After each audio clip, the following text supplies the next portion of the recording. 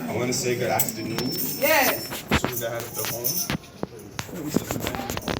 Praise God. to everyone gathered here today, and a special good afternoon to the youths. Hallelujah. Let me just clear up one thing. I'm not mad about it at all. We're new, so I understand there's going to be some mistakes. It's Pastor Showen's prayer room. Oh, hallelujah. Praise God. This is Pastor Showen here. Praise God. Praise God. And some members of the prayer group are with us today. Hallelujah. Praise God.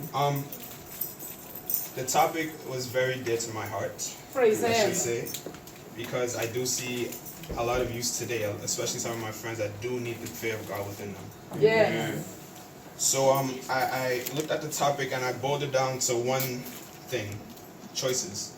Praise Him. As youth, there will be many choices to make during our lives. Yes. Of those many choices, the most important is deciding to live our life with or without the fear of God in us. Uh-huh. A couple of questions I asked myself: what is the fear of God? Praise Him. Yes. Why is it so important to our life? And what is the benefits of having the fear of God within us? Yes. The book of Proverbs provides us with some good answers. As the speaker said before, Proverbs chapter 1, verse 7 says, "The fear of the Lord is the beginning of knowledge, but fools despise wisdom and instruction." Yes.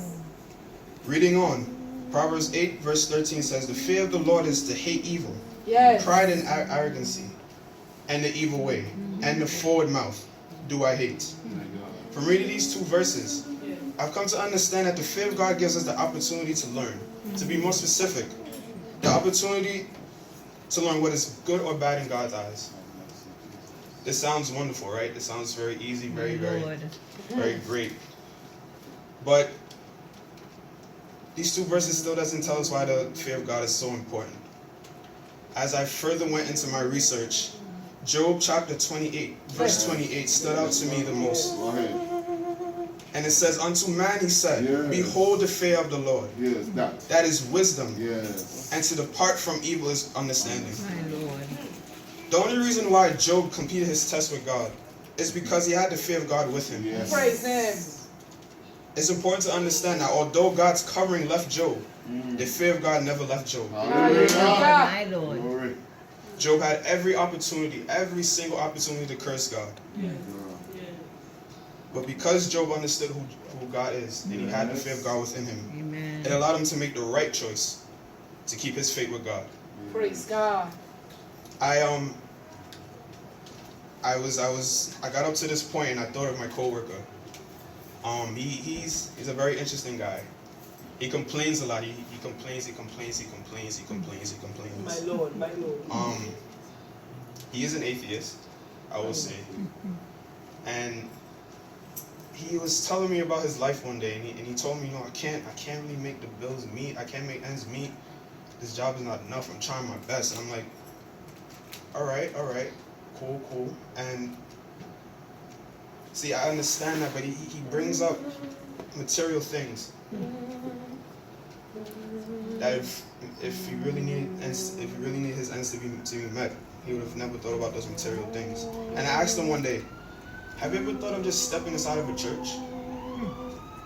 I'm not asking you to come up and pray with the pastor or anything like that, but maybe just sit in the back. Yes. I thought that maybe by him coming into the church, maybe the fear of God might take him over. Praise God. Maybe he'll begin to understand that, you know what? It's not all me. It's not about the people around me. Yes. It's about the opportunities God has for me. Praise Him. See, people fail to understand that opportunity, God gives you opportunities. Yes. He doesn't give you anything at all. He gives you the opportunity to get your car. He gives you the opportunity to get a job. He gives you the opportunity to preach like I am preaching here today. Praise Him. So we must take those opportunities. Yes. Now, knowing the fear of God guides us towards making godly choices. Yes. Knowing that, the Ten Commandments becomes an essential tool to our lives. Amen. Leviticus chapter 22, verse 31 says, "Therefore shall ye keep my commandments and do them. I am the Lord."